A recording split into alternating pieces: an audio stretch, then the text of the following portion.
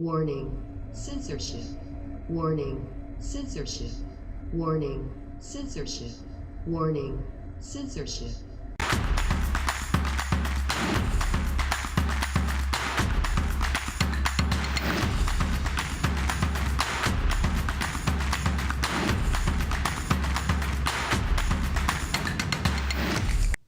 Good afternoon, ladies and gentlemen. You have tuned into the Rebel News live stream on this, a Tuesday, April 19th, 2022. I'm David Menzies, and my co-host, well, let me tell you a little bit about my co-host. You know what, folks? Today is National Garlic Day, and even if she had garlic breath, you'd still want to be up close and personal with her. She is the she-devil with a sword. She is the Khaleesi of Northern Alberta. She is Sheila Gunn Reid. How you doing there, Sheila? I'm worried that you're going to need oxygen after my intros, David. That was great. Who showed you where to find what day it is? Like what stupid day it is? Today's Garlic Day. Last week we had like National Ex-Spouse or Boyfriend Girlfriend Day. Who showed you that? Well, you know what? There's this relatively new invention. I think it goes back to 1998. It's called the Googler machine, and you type in little words. That's what I'm saying. I've seen you try to use your phone. This is the point I'm making. Who told you that this was a thing that you could look up every single day? It's like magic. You know, you know what? I feel like I'm like Mr. Spock or Dr. McCoy with a tricorder. I mean, like. They never explained on Star Trek what is a tricorder. You know what it is? It's a cell phone. They didn't. Yeah. That was so far off in the future. They had knobs, though. They had knobs on their thing, didn't they? Remember, they'd flip it open and be like, they'd tune it in like it was a dial-up radio. Absolutely. But you know what? I mean, like, these are. I'm not making these days up. I mean, it's also National Bicycle Day, and I was going to ride my bicycle in today, Sheila, but it's snowing in Toronto, even though it's April. Same here. Yeah, Same here. Catastrophic snowstorm here. I'm surprised the kids are at school. Unbelievable. But you're in Northern Alberta. We in the South shouldn't be getting this. So even though I was going to ride my bike in today to celebrate National Bicycle Day, I didn't want to freeze my ball bearings off. Anyway, the thing is, who comes up with these national dates? And I was thinking, if you went into Carlton Cards or Hallmark card shops, would they sell a National Garlic Day? And if you were celebrating National Garlic Day, of course, that kind of, is it precludes intimacy because of the scent. But then again, if you and your significant other both have that horrific garlic breath, do you notice it, or do you still notice that? There you go. Do you still notice that it's pretty horrid? I will say this: I hear that garlic is very, very good for you, especially if you have a cold. I've spoken to many Eastern Europeans who I see marching for our rights and freedoms because they know what it's like to have them taken away. And evidently, they swear by the fact that if you're coming down with a cold or you have a sore throat, actually bite into raw organic garlic. You're not going to make any new friends, but organic's a scam. Oh, okay, just the raw garlic. You might be right about that. Fine. but I had a discussion with somebody at a supermarket once, and he swore that he could tell the difference between an organic banana and a regular banana. But yeah, they look awful. The organic ones are like half the size. They're black. They're battered up. They look unappetizing. Yeah, you can tell for sure. 100%. Well, put them in a smoothie then, I guess. I don't know. But so what do you think, Sheila? If it's one person with horrible garlic breath and another person with horrible garlic breath, does that negate the bad breath issue, or do you still detect the scent of bad garlic breath even though your mouth is full of bad garlic breath? David, I have a solution for all of this, and it falls on October 23rd, 2022. It is Slap Your Annoying Coworker Day. That's the day. Oh, man, I can imagine the haymaker you're going to give me. Well, I'll tell you what, Sheila, when October 23rd comes around, get in the double line here at Rebel News headquarters for the number of people that want us. Where do you slap the person? Is it in the face, on the buttocks? I mean, does it go into those details? That's very important. I think it's like pin the tail on the donkey. You just put a blindfold on, just swing wildly and see where you connect. Oh, I don't like the sound of that. Something can. Oh my. You know, is this not hate speech in this day and age of wokeism and political correctness? The idea of slapping your coworker. I mean, who came up with that idea? Will Smith? It's also wear your pajamas to work day. And I'm disappointed because sometimes I do that, but only from the waist down. No one will ever know on camera. Boy, there was a certain Liberal MP that could have used that advice who kept showing up naked. If he just wore any pants at all, that would be great. We should get to the business of what we're doing here today because 6 minutes into the show, we've talked once again about a lot of nothing. My Skype feed keeps pixelating, but I don't know if it's my shirt and I'm not wearing my glasses, so it's all very confusing. So if you're watching at home, I'm very, very sorry if I'm giving you a headache. This is the Rebel News Daily live stream. We stream on YouTube, even though they are pretty explicit about not wanting us there. They completely demonetized us. And they've sent us this whole list of rules of things that, you know, you can't talk about. Most of them include topical matters of public interest, like the things your public health officers are saying, or the war in Ukraine. They're just things you can't say. So we will remain on YouTube. Probably a lot that has a lot to do with the fact that they don't want us there. But there are also 1.6 million sets of eyeballs there that we don't want to abandon. But at some point in the show, and we've been pretty good about it lately, but there may come a time where we have to just say adios to our friends on YouTube and invite you to join us on another platform to wrap the rest of the show up. I'm not saying that will happen, but it used to happen quite a bit. So to get around the censorship of YouTube, we're also on Getter. So we're live streaming there, but we're also on Rumble, Odyssey, and Super U. Rumble allows you to leave us a paid chat called a rant. Odyssey's a hyper chat, and Super U is called a shout. It's how we keep the lights on here, but it's also how we, keep the show fun and interactive. We give you an opportunity to have your say, and I think it's the democracy of live TV, really, is that we're allowing you to sort of take the show in your own direction through a paid chat, and we'll read it on air.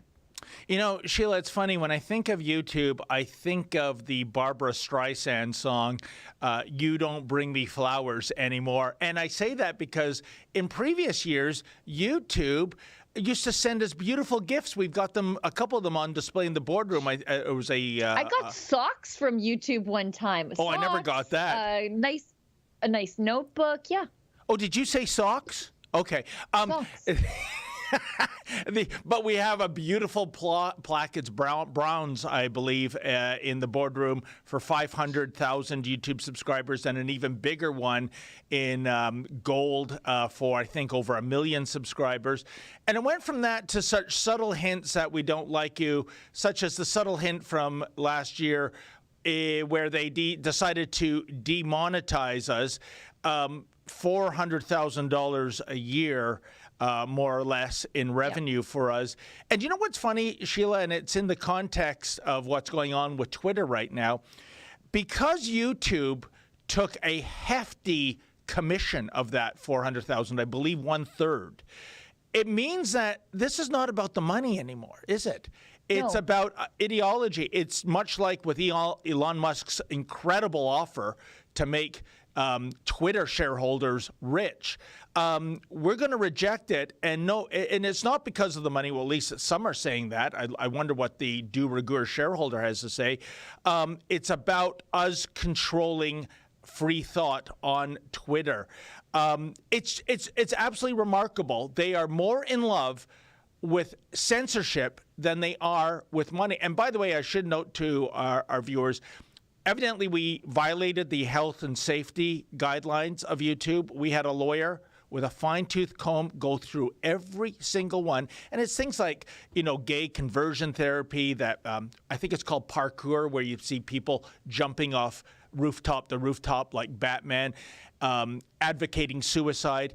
We were guilty of 0.0 guidelines in terms of health and safety. And when we pointed that out to them, they said, we're going to demonetize you anyways. Just incredible. Yeah. Yeah. And it's people who have no vested interest in the actual functioning of the company that are sitting on the boards of directors at these companies. Like the Twitter board of directors, I think they own almost no shares whatsoever. Most of them don't even use their Twitter accounts. They have a Twitter account just to say, like, I guess I'm on the board of directors of this company. So here's my Twitter account, but they've never tweeted. They don't know how to use the platform. And yet they decide how you can use the platform and if you're dangerous on a platform that they've never actually engaged in. It's very bizarre, but they think they truly are the gatekeepers of the information age. And by the way, Sheila, before we get on to our first subject, because this is a very important story, certainly an international story, it is Elon Musk's takeover of Twitter to bring it private. How do you think this plays out in the days ahead?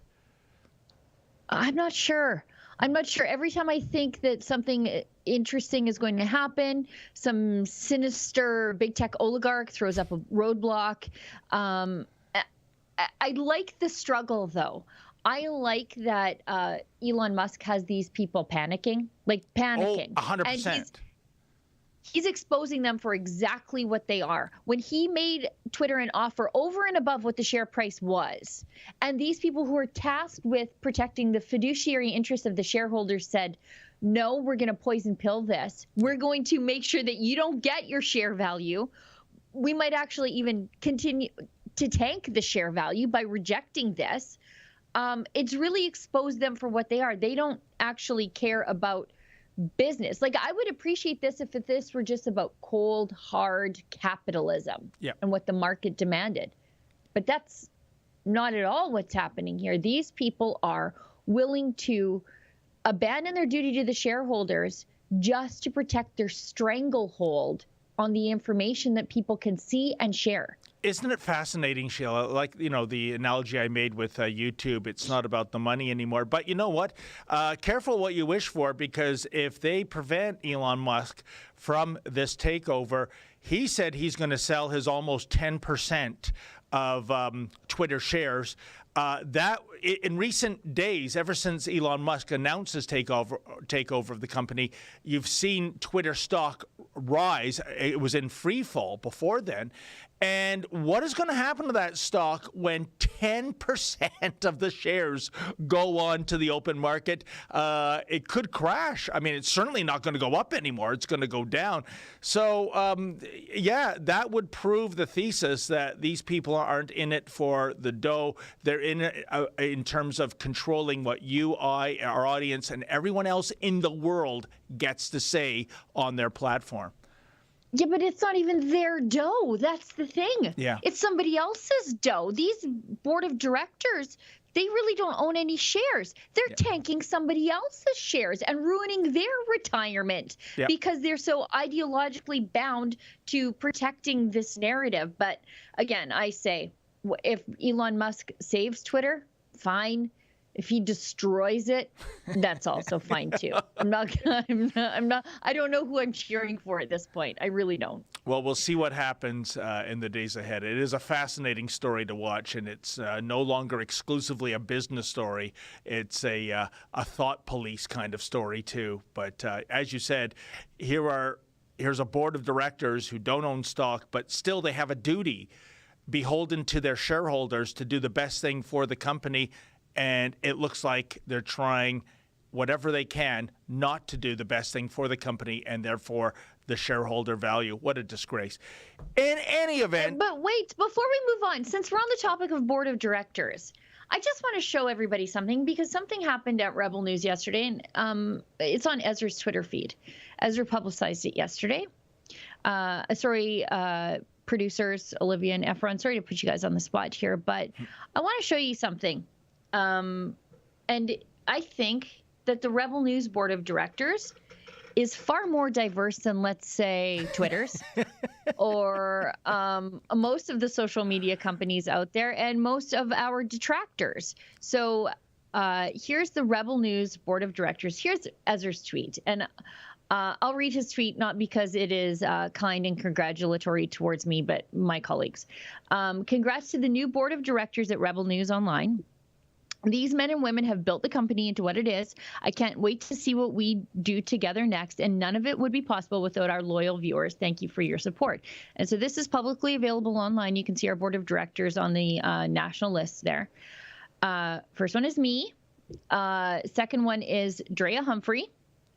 Next one is Mocha Bezirgan, then Efron, and then Raheel Raza. And the reason I point this out is we are frequently, ridiculously, baselessly called, white supremacist, neo-Nazi, anti-woman, blah-bitty, blah, blah, blah. Let's go back to that list for a second.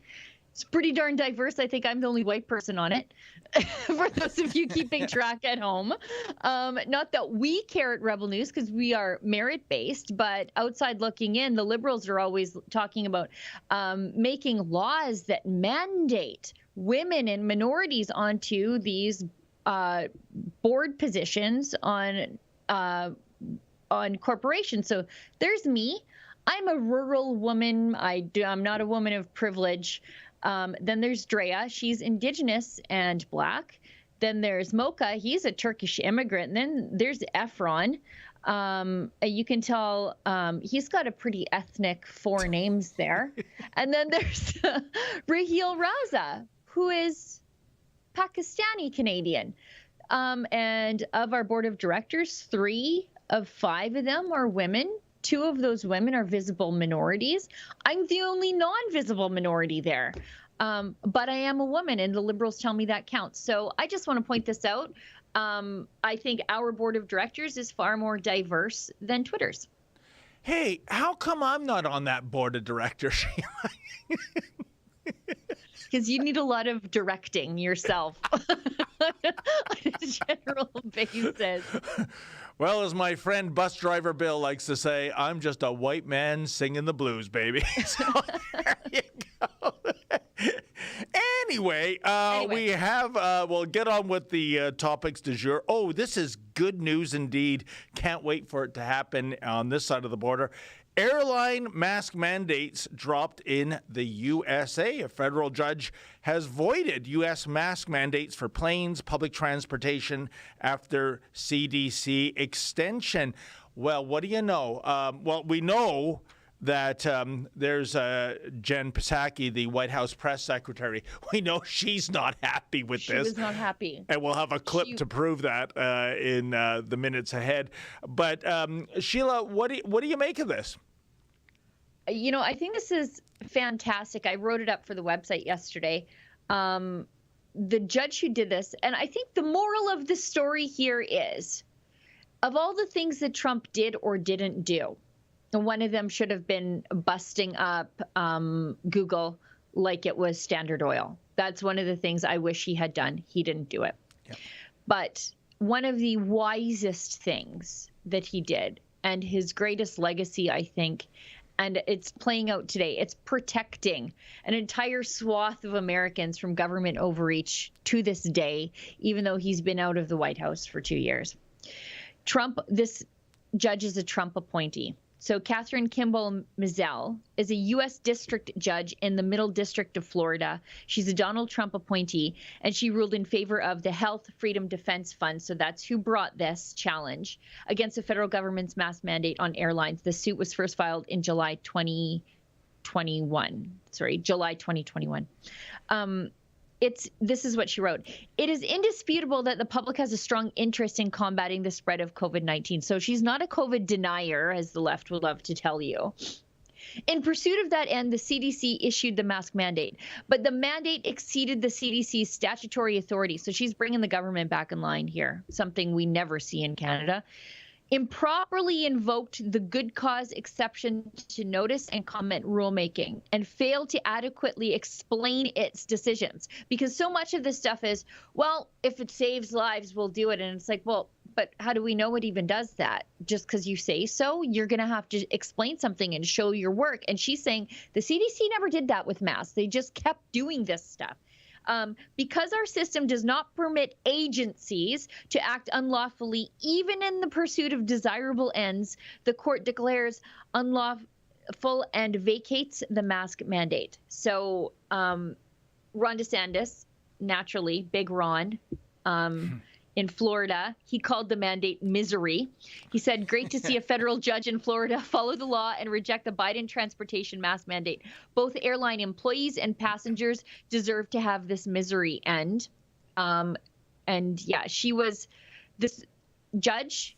If she were not a conservative, she would be a darling of the left because she's just 35.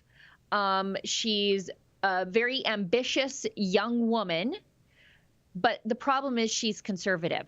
Yeah. She clerked for Clarence Thomas, and she was appointed by Trump and confirmed by the Senate in 2020. On the flip side, though, let's look at this in Canada. In Canada, not only do we have mask mandates on planes and on trains, but if you're unvaccinated, you can't set foot on a plane or a train. And we do you're have under our house own, arrest. You're on a no-fly list, like a common terrorist, except Omar Khadr can get on a plane. Yes. Unvaccinated people can't. And on the flip side, we have our own version of a similar lawsuit going forward here in Canada. I'm frozen? Am I frozen? I don't know. Brian Peckford, so the former premier of Newfoundland, Brian Peckford, is the lead plaintiff in a lawsuit to declare the vaccine requirement for air travel unconstitutional. So that's, I mean, the best. They're striking down mask mandates in the United States, and we Canadians still cannot get on a plane without showing a flight attendant that you got the jab. And you know, lest anyone think you're exaggerating the case, Sheila, when you're bringing up our own homegrown Al-Qaeda terrorist, Omar Khadr, not being on a no-fly list, even though he is allegedly supposed to be. Our boss, Ezra Levant, proved that's not the case when little Omar was invited to fly out to the East Coast to give a speech at a university. Ezra was also on that plane and went over to ask him questions. Of course, the police were called. Not on Omar, folks, but on the journalist. Not on the terrorists in the airport. Yeah, and evidently the Air Canada pilots, I understand, were very surprised and very concerned that this individual was on their aircraft. I mean, he's only somebody that's killed a U.S. serviceman by throwing a hand grenade, partially blinding another one. I mean, what's the big deal? That's right. That's what we know of. He was a human bomb factory over there making IEDs. Exactly. So those are the casualties and fatalities that we know of, and only that we know of. Yeah, so if you're unvaxxed, you can't get on a plane or a train. If you are a first-degree murderer and a terrorist and you want death to the West, welcome aboard. It's the Love Boat. It is absolutely incredible. You know, I wonder if Omar Khadr is vaxxed, Sheila. Can you reach out to him? Evidently, he's a landlord in Edmonton, I understand from one of your previous reports. You can become a landlord very easily, folks, if the federal government puts $10.5 million in your pocket for hurt feelings. Oh, there we are. Look at him smiling. I'd smile too if I was a multimillionaire, thanks to Justin Trudeau.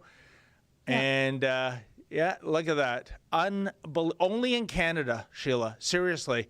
And you know, I really thought this is how mistaken I am of, I guess, the Canadian electorate, or maybe the weakness of Andrew Scheer when he was running as the Conservative candidate. I really thought that the payment given to Khadr, which I think happened in 2016, if memory serves me right, I thought that was going to come back and bite the Justin Trudeau Liberals on their rump, but apparently not. You know, it looks like no one's very upset about that.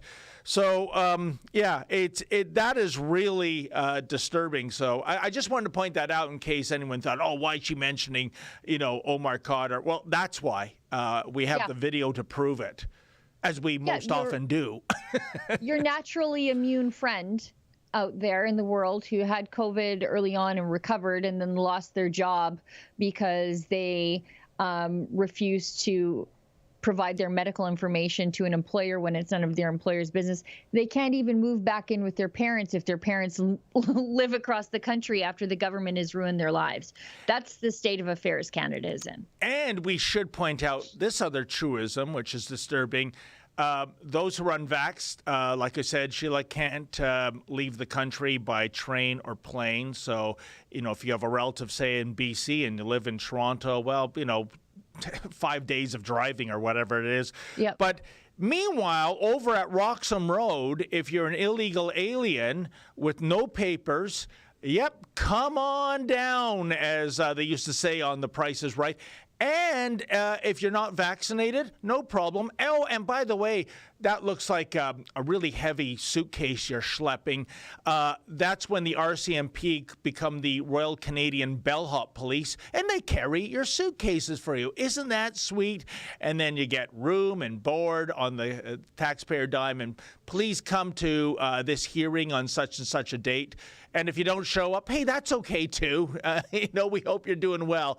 Absolutely hypocritical. Even if you believed in this wonky refugee system that we have in Canada, Sheila, wouldn't it be prudent of the Justin Trudeau Liberals to say, at this time during this global pandemic, we have to suspend taking in refugees because of the health and safety concerns? But no, that ideology of which I think is all about changing the demographics of Canada, i.e., we let you in and to become a citizen, and the quid pro quo is every 4 years you vote Team Red, Liberal, and then everyone's happy. Got it? I think that's what's really behind that. Because really, if this COVID pandemic is as bad as they're saying, why would you allow unvaccinated and even those who have COVID symptoms into your country, Sheila? I wrote this up maybe 2 weeks ago for the website, and I wrote it up, but nobody else did, because this was an order paper question, and those order papers are either put on the government website as a PDF, so openly available for any journalist who wants to see them, but you have to do the work and you have to read them and you have to be curious. Or they're read into the official Hansard record, and you just go back, look at notice on the order paper, and then you read through each one of them. It's kind of monotonous, but I probably do 5 of these a week because they're relevant questions. The opposition gets to ask the question, and the government is compelled to answer. The ministries have to answer. Unlike the back and forth, the useless back and forth, the show trial, I guess, of question period, yeah. They have to provide the information here. And this was an order paper question. The government had to answer. They have to get the data, and they have to provide it within a statutory amount of time. I think it's about 30 to 90 days. Sometimes they take extensions, but really they can't with an order paper question because it's different than an access to information request. And and again, the reason I point this all out is a curious journalist from a subsidized network who is these networks that are just rolling in cash with extra journalists standing around doing nothing, not having to work for their job. They could do this stuff. I've got a million other things to do, but I do it. 60% of illegal Roxham Road crossings were unvaccinated. So between November 2021 and February 2022, the Ministry of Health, this was who was asked the question, said 7,242 people illegally crossed the border at Roxham Road. So just wandering into your own country, and you can't come or go, with the majority of those being unvaccinated. And this question was asked by Jamie Schmally. He's the Conservative MP for Halliburton, Kawartha Lakes, Brock. And so, that information's out there. But the reason I bring this all up is because this goes to David's point. These are the hard numbers. We're not making this up when we say they literally don't care if you're unvaccinated at Roxham Road. But a Canadian can't get on a plane to visit a dying relative because of these unconstitutional and inhumane vaccine mandates on a plane. You have a Section 6 charter right to be able to come and go within your own country freely and peacefully. You can leave, you can come back, you can go to Saskatchewan, you can go to BC. These vaccine mandates prohibit that because we are the world's second largest country by land mass. Yep. You kind of need a train or a plane to get around in a timely fashion. Yep. And yet we can't do that. And it is just punishment. That's all it is. It's not because of safety. It's about breaking the spirit and the will of the person who is resisting. Wow, 60%. What a number, Sheila. And I can tell you, as someone who has gone out to Roxham Road to report on the situation there, the RCMP is more concerned with really shutting down journalism. They've erected this little fence near their outpost, which warns you that going past this point, that is for a law-abiding, tax-paying Canadian citizen practicing journalism. It's punishable by law. This Roxham Road section in Quebec, where we always go to, it really is in the middle of nowhere, and there's little signs up, no stopping. Dead-end streets. Yeah, like, tell that to the taxis that come directly from the upstate New York airport and go directly to that little dead-end street and let people out and walk across. They even have on the side of their cabs, it says Roxham Road, so that when you get off the plane at the airport, you know that's the one that's going to take me to cross illegally into Canada. It's human trafficking, by the way, and nobody seems to care. And it's a complete cottage industry on the other side of the border, Sheila. But the point I'm making is that why is this a no stopping road? You would think, it's a busy thoroughfare in downtown Toronto at rush hour. There is no vehicle traffic except for the occasional minibus that comes to pick up the latest crop of illegal aliens. So basically what you have to do so you don't get your vehicle towed, folks, by the RCMP, because that is the threat to national security, you got to park a few kilometers away and schlep your gear down so that, here we have some footage. Welcome to Canada. Where are you coming from, sir? Does it even matter? I mean, but talk about misplaced priorities, Sheila? But, I got to say, going back to the story du jour here, the Catherine Mazel striking down the mask mandates for flyers, maybe we can show that story a headline again, because I think it's very telling of where the mainstream media is coming from. And there you have it. Who is Catherine Mazel? Trump-appointed judge who struck down mask mandates. So you see what Newsweek is doing. It's, wait a second, who is this person and how do we demonize her and devalue her? Who is this reasonable, highly accomplished young woman? Exactly. Let's ruin her life because of her politics. The sub-headline there is, the American Bar Association... the people who do nothing when people's rights are trumped on. The American Bar Association previously wrote that she was, quote, not qualified for her job. Why? Because of her politics? I read her brief. I'm not a lawyer, but I read a lot of this stuff. It was very thoughtful and highly footnoted and well cited. So I don't know. We also published her decision. So if people want to read it for themselves and not take the American Bar Association's opinion of who and what this judge is based on her politics, they're welcome to. Oh, man. So you can expect in the days ahead, Sheila, a smear job, because the mainstream media, they are pro-big government, especially in this country. They are pro-big lockdowns. They are pro-having your freedoms and rights censored. It contributes to their, I call it a fetish. I call their coverage of the pandemic, Sheila, COVID porn.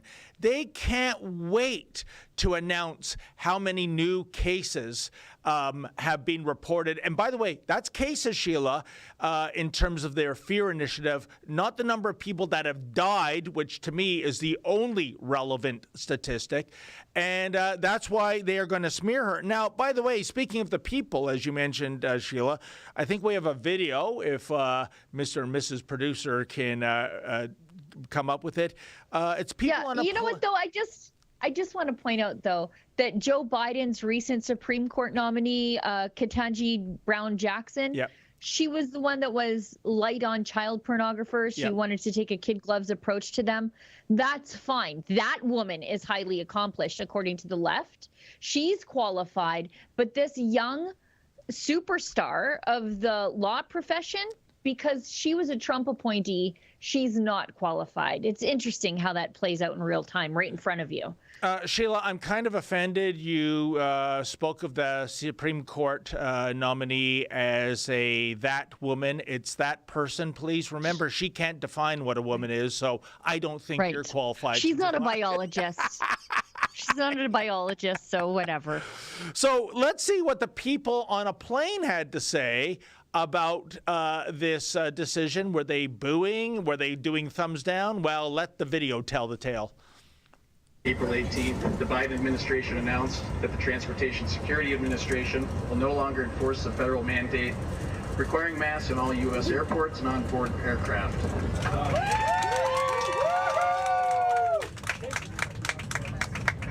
Finally! Effective immediately, masks are optional for all airport employees, crew members, and customers inside U.S. airports and on-board aircraft. April 18th, the Biden... Wow, look at that, Sheila. And you know, the mainstream media, when they get a hold of that video, should they do a story, I know what the headline's going to be. Snakes on a plane. They are going to denounce those people for cheering the removal of the mask mandate and for taking their own masks off. Where was that plane flying out of? Do we know, Sheila? Was that the Alaskan Airlines flight, Olivia? Coming out of Alaska? I don't know. It just said, I think that was an Alaskan Airlines flight. Do you know, I was once detained at the Anchorage, Alaska airport, Sheila. I was coming back from a trip from Siberia, long story, and I heard my name mentioned on the PA system to come to like luggage control or something like that. And I get there and there are security guards, there are police, there's the dog unit. Story of your life. Story of your life. Sheila, it was unbelievable. It was the first time I've ever been to Alaska. And there's a German Shepherd barking, like if it wasn't restrained, it would have attacked me. It picked up, because they have my luggage there. And they said, is this your suitcase, sir? And like, I'm trembling because it's just an amazing situation. I said, yeah. And they said, can you slowly unzip it? And I did. Can you bring out the boots? And I did. And they said, could you take out the contents in the boot? Because what happened when I went to Siberia, Sheila, I was told to bring two things: extra food because of food shortages, and batteries because there's power failures, and you want to have a flashlight. So basically, when I was coming back, somehow I had more luggage than when I left. So I stuffed the D-cell batteries into my Kodiak boot and a 2-kilogram jar of Kraft Smooth peanut butter. And once they saw that, everybody left. And I went to the flight attendant. I was still rattled. I said, what the hell just happened? And she said, oh, sir, your suitcase was put through the X-ray machine, and the batteries resembled a detonator, and the peanut butter resembled C4 explosives. C4. So we thought it was a bomb. Our mistake. Have a nice day. It was like, now a friend who knows about explosives, and he said, you know, Dave, if I had been law enforcement at the Anchorage airport, I'm in my truck getting the hell out of Anchorage, because if that's 2 kilograms of explosives, that airport's going to end up on Mars. But anyways, that was my little Why the heck do you travel with so much peanut butter? I told you, because they said if you go to Siberia, you might have food shortages. And so I brought I ended up not needing it at all. And so I had no idea. It looked like me, looked like I was smuggling. So cheap. Leave your peanut butter in Siberia. What's wrong with you? Why would you bring peanut butter all the way across the world? Like, okay, I get why you brought it there, but why didn't you just like leave it? You know what? I wish I had, but it was like, you know, I don't know, $10.98 or something like that. But Sheila, Anchorage Airport is the most intimidating airport in the world, because when you go along the corridors, they have these glass booths of all the wildlife that have been, you know, hunted and stuffed. So wolverines, polar bears, like all kinds of. And I just envisioned myself being shot, the rarefied Canadian terrorist and stuff that put it up. So I was very anxious, but all's well that ends well, I suppose. Anyway, didn't mean to go off on a tangerine like that, but we were talking air travel back in the day.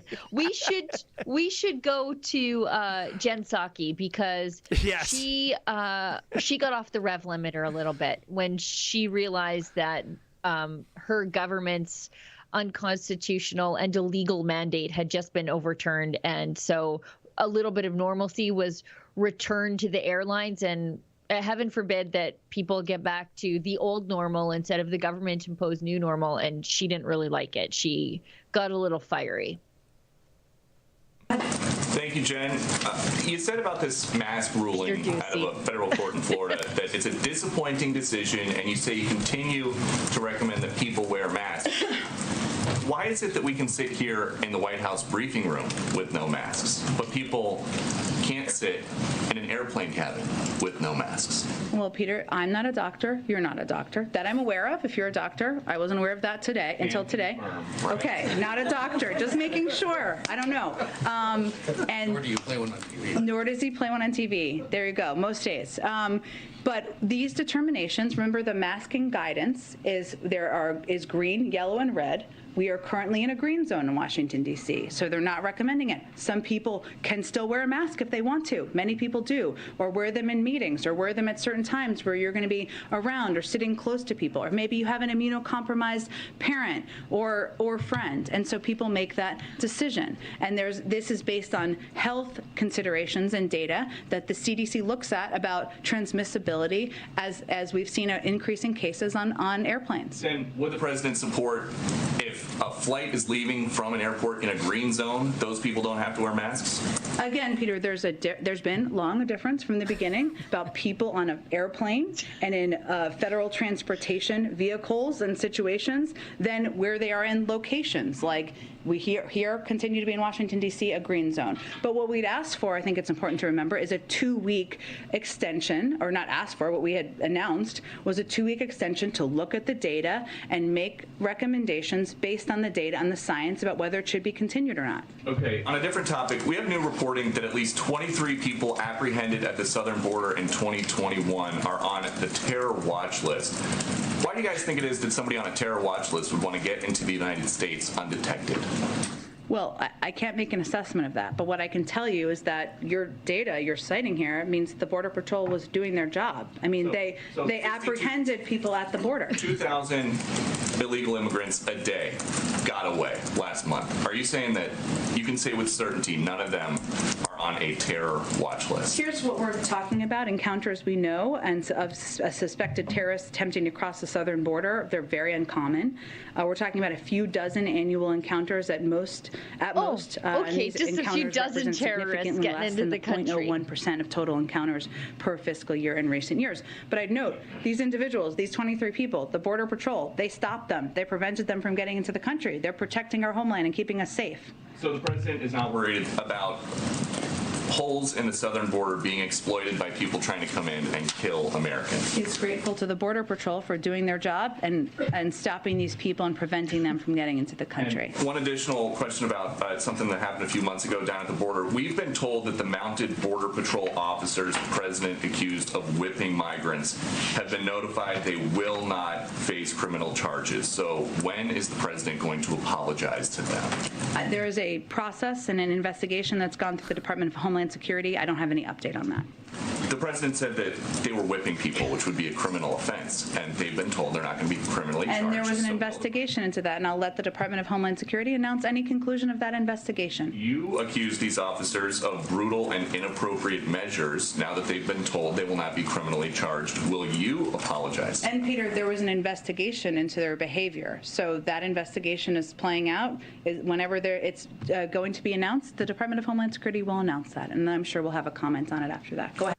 Okay, I think that's good. I know that we were only going to talk about the flight stuff there, but as a journalist, if you watch this with the sound off and you watch Peter Ducey's face and then her face where she's struggling, and the more she struggles, the more wild her hands get, it's really something. And you know, like he His questions are so well prepared. That is a master class in asking tough questions, pointed questions, prepared questions.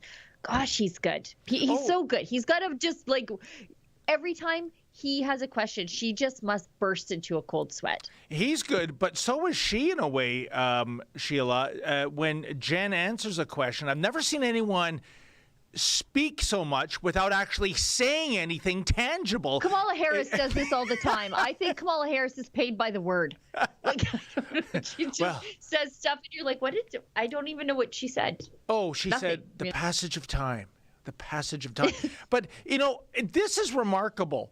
23 would-be terrorists are apprehended. Meanwhile, more than 2,000 got away. And that proves that the system is working. And by the way, Sheila, when they say, well, it's only 23, going back to 9/11, I think it was only 19 that brought down the World Trade Center, that crashed into the Pentagon. Another flight, of course, was obviously commandeered, crashed into a field in central Pennsylvania. So, yeah, you really don't even need 23. It looks like 19 is all that's needed to carry out the worst case of terrorism in the United States. I can't believe she is proud of that kind of horrible benchmark. Well, and, to use the language of the security establishment types, most of this stuff, as they say, I'm not sure I believe it, is done by lone wolves. So that's like, that's a lot of lone wolves who could possibly commit, each individual mass scale terrorist events. That's pretty much a wolf pack, wouldn't you say? Right. I just don't want to say pack because the point is they're lone, which I'm not sure wolves do. But anyway, we should move along because we have a few other things to talk about. One of them is a tweet from Efron where I think this is Vashi Kapelos, who's normally not terrible. She is confused, startled and confused, like David trying to use his cell phone when I think it's Roman Baber is talking about censorship and she just seems sort of taken aback that normal people are not for the government regulating social media, and she doesn't even realize that there are differing viewpoints on COVID out there. Anyway, roll it. But I listened to so many of your campaign videos and the tweets that you're putting out, and this idea that there's this massive amount of censorship out there, the left-wing, hateful ideology that you say you're fighting. I'm not sure what you're exactly specifically pointing to. I don't know. You're saying that society needs to move past divisions, but you're articulating that there's a huge cleavage and that people on that side who are articulating, maybe they're in favor of lockdowns, maybe they're a little bit worried about some things. You're sort of saying that you're saying that equates to censorship or a hateful ideology. I'm confused about how you get to that point. Okay, well, we've seen in the last couple of years that there's been a push against diversity of opinion, particularly as it pertains to Canada's public health response. We know that doctors that are speaking out against lockdowns or believing that perhaps there's a better way to address our public health concerns have been gagged. We know that the regulator, Ontario's regulator, for instance, has come out and said that doctors are not permitted to oppose or question public health measures. I don't believe that that's good for our democracy or good for public health. We're also seeing a lot of censorship on social media. There's no question that whether it's censorship on Instagram or on Twitter, deletion of accounts, shadow banning, those are regretfully practices that Canadians have become exposed to in the last couple of years. Well, I got to tell you, How does she not know that any of this is happening? How much does she make a year to be so clueless about what normal Canadians are living through, especially this last year? Families are divided. You get canceled off of social media. You get fired sometimes if you have a divergent viewpoint on lockdowns. If you say, like, hey, maybe we shouldn't have been arresting those pastors, people will come and picket your business. Yeah. This is crazy. And she has no clue because what's a CBC panel these days? 4 state-approved opinions nodding in unison with each other. They wear different clothes. That's how you tell they're different people. But they're just sharing all the same viewpoint. And Andrew Coyne says something, and then that French lady with the strong accent. Chantal Hebert? Yeah, I was going to say, who doesn't put a lot of caring time into her appearance. She looks over at him and says, yep. Ooh, the closet. And then, well, no, I'm just saying, I look, I'm guilty of that most of the time to myself. But I mean, it's just, that's how I would just describe her. But it's all just a bunch of people agreeing with each other. And so when people disagree, you can see she's got no clue. She's like, I've watched a bunch of your videos to get your opinion. Yeah, but sorry, Vashi, you should have got outside of Roman Baber and said, okay, well, Roman says this stuff is happening on social media. Let's go see what the normal people are saying on social media. She didn't do that next step. And so she's caught flat-footed there. But I think you answered your question, Sheila. When that journalist is doing her day-to-day job, she's in an echo chamber. So you're right. She's with the likes of Andrew Coyne, who might be the most boring person in Canada, Chantal Hebert. So there is, I mean, as much as they love diversity or claim to, there's no tolerance for a diversity of opinions in the mainstream media, very little. And those who do have it don't dare say it because you're going to be on the outs. And and I got to tell you, too, I kind of got distracted when she used the term huge cleavage. I mean, what does Roman Baber have to do with Pamela Anderson? I saw the other day, I'm trying to skip past your dick jokes today, David. But why are you looking at me when you say you snuck one into the monologue last night. No, but this stuff happens all the time online to conservatives. For example, I saw a butcher shop. I think it was in Toronto, but maybe it was in Calgary, which seems odd. But a butcher shop, the owners of the butcher shop had taken a picture with Pierre Poilievre, who's drawing record crowds, like crazy record crowds. And it was, someone had screenshotted from their Instagram, posted it to Twitter, and the mob, you could see it in real time, forming on Twitter. We are never going to shop there. We're going to call the place. We're going to let him know that we disagree with him being a conservative. It doesn't actually shock me that a butcher shop owner might be conservative, but for the rest of the world, they just think that if you are a business owner, you either have to keep your politics to yourself, or they own you because you're the servant class and they are the laptop class. And so you don't get to have your own opinions. You get to produce things for them to consume. You're like an automaton and you have to shut up. This makes me so upset, this story you just told me. And Sheila, I want you to share the name of that butcher shop because I'm going to go out there. I'm going to find it right now. Yeah, and I'm going to patronize it. And I would even if I was a vegan, which I most certainly am not. But I'm going to show that this kind of tactic works both ways. Since he was good enough to pose with Mr. Poilievre, I'm going to go and patronize this guy. I'm not going to protest outside his shop. I'm not going to cause him aggro, smear him on social media. So I think it's important that those business people that make this kind of statement when it's right of center, we, and when I say we, I speak of our audience, go out there and shake that guy's hand, buy a couple of steaks, whatever it is you like, and show that you support him. And I'm sure that would help boost his feelings because he did no crime.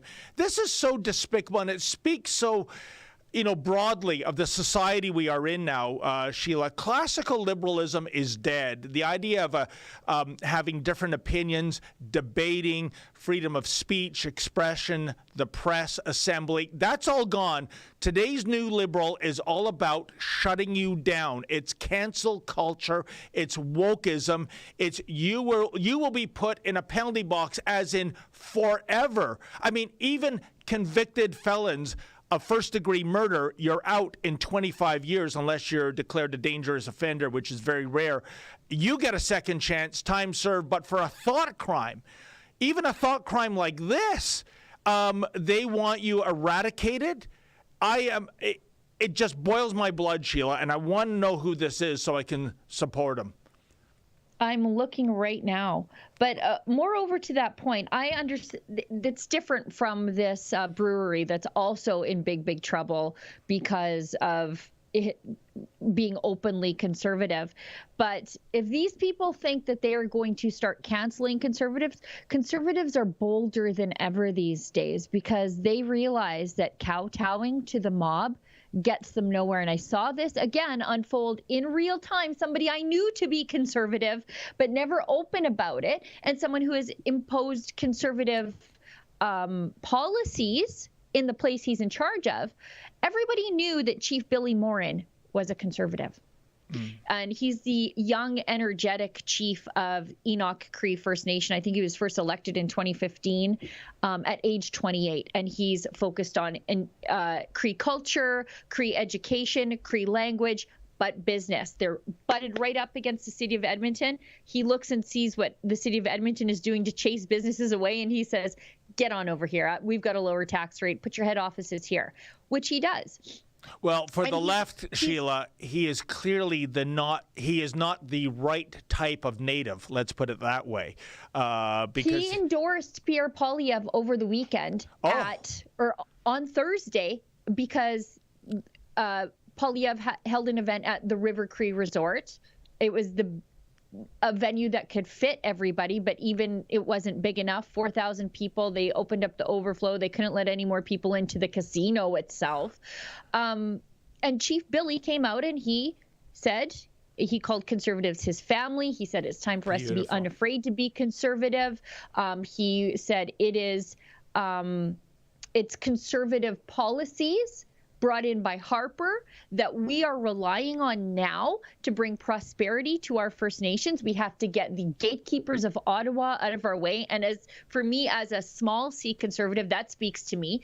Less government, more economic freedom. That's something that goes across all demographics. If you want prosperity, that's the one way to do it. And he openly endorsed Pierre Poilievre.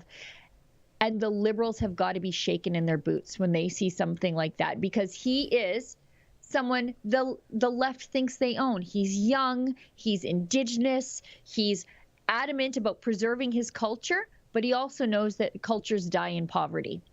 Well, and he sees he said it's time for us to be open about it. And I can't read that headline more and not smile more than whenever I read defunding the CBC, which is the off-pledged promise by Pierre Poilievre. Two things, Sheila. I really hope, should he become Prime Minister, that he does follow through on these promises, including that one. I think that would be spectacular. The second thing I'd like to know, and maybe I believe High Energy Andrew Says is going to the Poilievre event tonight in Toronto. One question I'd love to ask Mr. Poilievre is, okay, you're on record several times as saying you're defunding the CBC. What is your position on the $600 million plus subsidy per year for other mainstream media, the newspapers, the magazines, the trade magazines, and so on? Will you put an end to that taxpayer pork as well? Because he's never mentioned that, and I think it's important. I think the government has no business, especially from an ethical or moral standpoint, being in the business of the media, which covers government. It's a horrible conflict of interest. I wonder what Mr. Poilievre would say to that question, Sheila.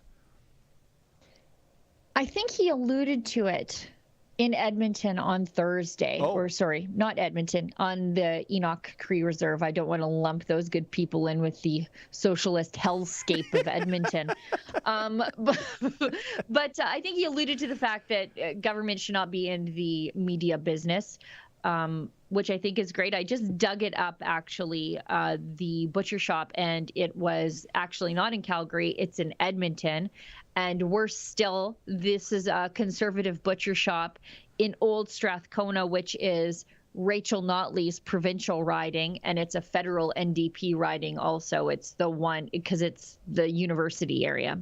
And the butcher shop that is under attack for being openly conservative in one of the most socialist riding in all of Alberta and probably the West on the prairies. It's called the Butcher's Son. And they posted to their social media, to their Instagram, "We are all for Pierre to be our next prime minister. He stands for us small businesses and cares." And then, they go on to talk about how they're self-employed and they care about Alberta beef and Alberta farmers, which is true. If farmers are getting hammered, that hammers the butcher shop owner. And this is stuff that normal people understand if you don't ascribe to command and control economies. And they are being put on blast because they support Pierre Poilievre. And apparently, like I said, small business owners, they're only there to serve the elites. They're not allowed to have their own opinions about what is best for them as entrepreneurs. That's the elitist sentiment in all of this, is that you are owned by your customers instead of autonomous people who are making sacrifices for your own businesses. Well, Sheila, my mistake. I thought you said Toronto when you originally said that. It's Edmonton. So obviously, given that I'm the one of the filthy, unvaccinated masses in Canada, I can't even fly out to Edmonton, even if I had the means to do so. So next time you're in Edmonton, can you swing by and buy a couple of steaks for me, and I'll reimburse you, because I want to support this guy.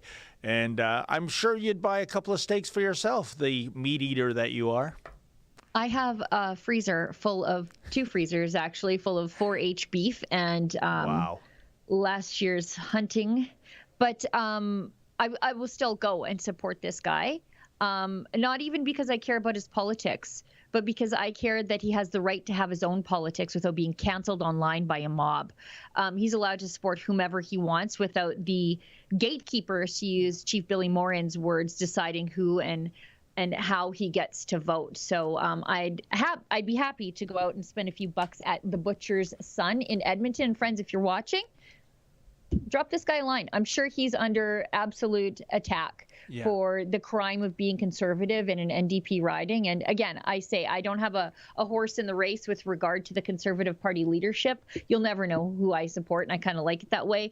But I support this guy's right to hold his own political opinions without being canceled by a mob who would never shop from him anyways. These vegans out there canceling a butcher shop. Get a life, by the way. By the way, Sheila, since you brought up horse, have you ever eaten a horse? I know, but my husband did once when he was in Kazakhstan. Although he's like, they weren't exactly up front. Yeah, he was working in Kazakhstan for a bit. He's like, they weren't up front that it was a horse, but he's like, I saw a lot of horses. I didn't see any cows the whole time I was there. Well, I'll tell you this much. I went back in the day of Sun News. I was on a segment with Brian Williams, who used to work here as well. He's gone off to be an electrician. And it was a chef came in and he prepared horse meat for us. One of the best pieces of meat I have ever eaten. I understand. Yeah, they also say people is delicious. I don't know. That doesn't mean I'm going to eat it. Oh, no, but Sheila, I'm being honest, By the way, I got to tell you, speaking of meat, whenever I feel mischievous, and I welcome our viewers to try this because you get this startled look, they don't know what to make of it. When I'm in a grocery store, I go to the meat counter, and the fellow is at the meat counter, and what I say to him is this: "You butcher." And like I said, I guess you had to be there to laugh. Okay. I'm not sure the people who were there laughed, David. I'm really not sure. Maybe it's not such a good joke anyway, but we've gone overtime. We haven't even gone to one chat, Sheila, so maybe we should TCB that right now. Yeah, and just so everybody knows, if you want to eat a horse, eat a horse. I don't care.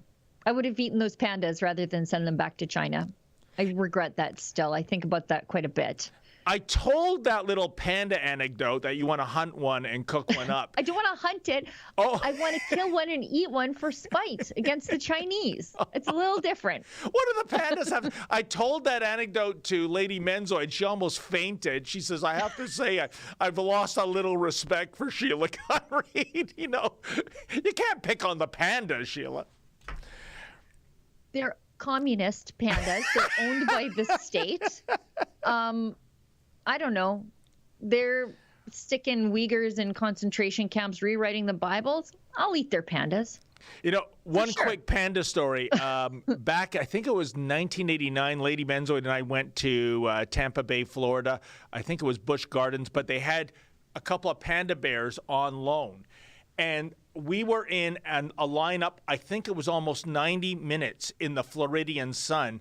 And they're so boring. When you see them, you're like, what did I wait for? Oh, well, you hear this. And by the way, you are right about that. But so I'm there literally getting broiled in the Floridian sun, the ginger that I am. I'm getting sunburned. I'm sweating. And I said to Lady Manzoid, I said, when we get into that panda enclosure, I am going to put my feet down and I'm going to look at these pandas for a good half hour. I'm getting my money's worth. Well, Sheila, the joke was on me. When we get to the enclosure, guess what? You step on a treadmill and it whizzes you past and they were behind logs. I didn't even see them, right? So I leave Busch Gardens completely sunburnt, not even seeing the panda. You know what? Now that you say it, maybe you're right. Maybe we need to have some panda steaks. Let's just eat them. Okay. That's bringing back really bad PTSD memories of my panda encounter. Anyway. Florida's always thinking.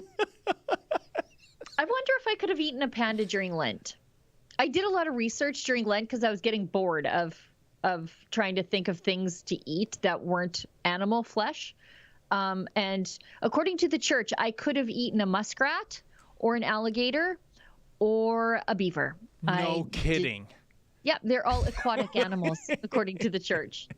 There's a punchline there somewhere, folks, but I dare not touch it. But I got to tell you this. Did you know? Especially frisky today, aren't you, David? Their political correctness has come to the panda world, I should say, Sheila, because I remember being a child in elementary school. I had this giant book, Animals of Asia.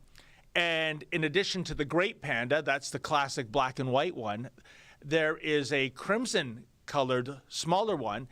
And back then, in the 70s, it was known as the lesser panda. How do you like that? How do you like that as a species you carry around? No, it's the red panda. Right?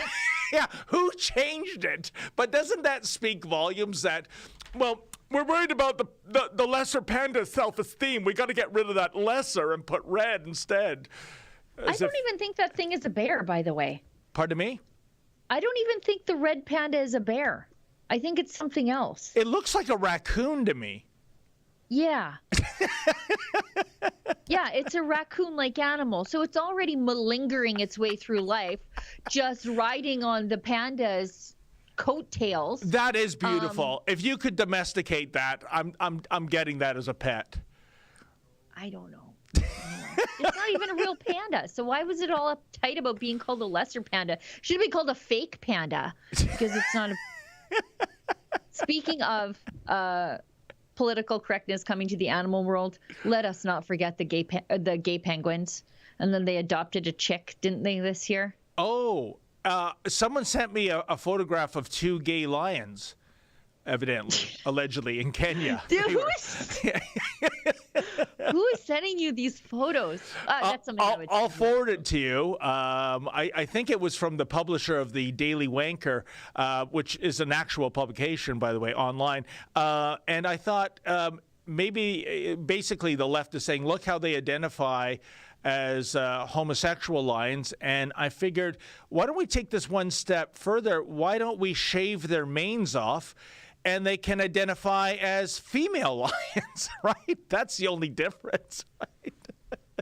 Trans lions. Try to shave them.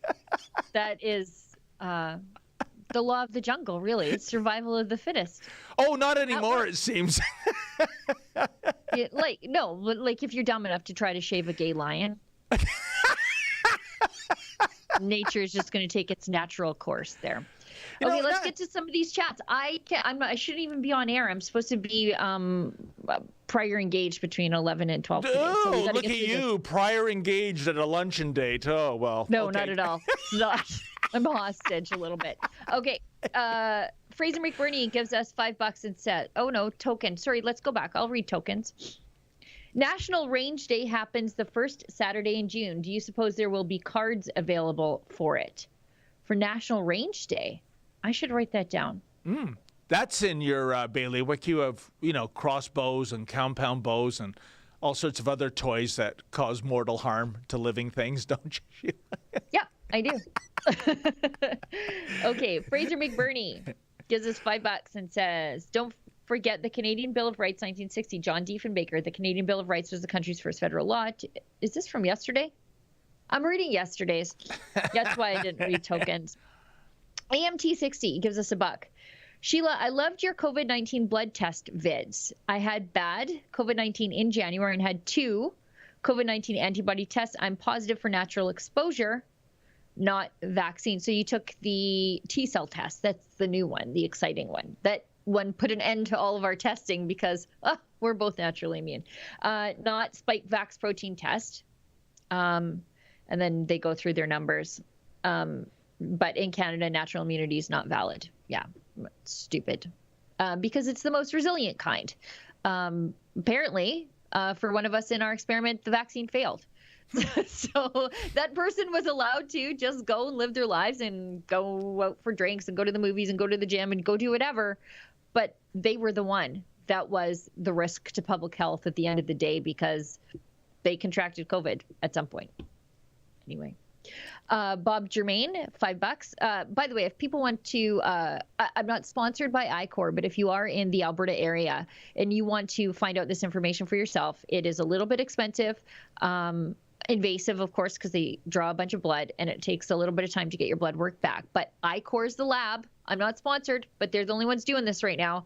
And they'll take your blood and they'll send it out of country and they'll let you know if you have antibodies to COVID. And if you want to pay a little bit more, then they'll tell you if those antibodies are naturally acquired or vaccine induced. Oh, and Sheila, just in case there's more COVID-y chats, should we exit YouTube? I mean, far be it for me to be the voice of reason. Yeah, I know. Odd. Yeah, that's crazy. Okay. No, I think we're good. Okay. Bob Germain gives us $5. Canada more extremist than New Zealand regarding the jab and fly. Are trucks still held in Ottawa? I think the trucks that are remaining in the impound, if there are still any, they were just to the point where people couldn't pay the impound fees to get them out. Unbelievable. So, yeah. Lisa Proust, our friend Lisa, gives us $6. Thanks, Lisa. Sending best wishes to the whole Rebel News group. Love David, love Sheila. P.S. Note that both are in caps. So well, she's fair this time. She's not playing favorite. Thank you so much, Lisa, because remember, Sheila, the last time we heard from Lisa Proust, only you got uppercase acknowledgement, which kind of upset me in a little way. Oh, well, and then lunch came and I forgot all about it. And the moral of the story here is guilt works on Lisa because you whined, you cried, and now she has to point out that she likes you too, David. Okay, let's keep going. Robelo68 gives us $1. Where's the beef whilst Gates promotes the bugs into protein meal for human consumption? By the way, did anybody see that picture of Bill Gates the other day? He wants us to eat bugs and soy and avoid beef. But again, I will compare Bill Gates to Sean Baker, Dr. Sean Baker, who is like a carnivore in his 50s. And Bill Gates, the bug-eating soy guzzler in his 50s, or maybe approaching his 60s, I'm not sure. The two of them are just night and day. Bill Gates looks like his baby's going to be a soccer player. You know what's fascinating to me, Sheila, is the fact that, as I understand it, Bill Gates is the single largest owner of farmland in the United States. Yeah, that's not sinister at all. Yeah.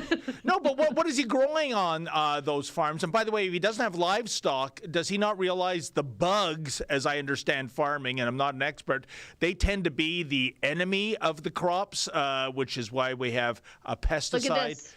There you go. This is the picture of health. Get on this soy, eat some bugs if you want to look like this. Boy, look, he's put on a little bit of the weight. Look at that labunza there, man. But the amount of soy that guy's eating is just wreaking havoc on his testosterone. He's also, I understand, Sheila, the single largest shareholder of CN Rail. So It's so odd, isn't it? This was somebody who became a multi-billionaire on the tech forefront of, Microsoft and Windows and what have you. And yet, look where he's going right now. It's as old school as you can get with the investments. 1, farmland. We all need to eat. 2, rail transport. You got to send the crops and livestock across the nation to feed others.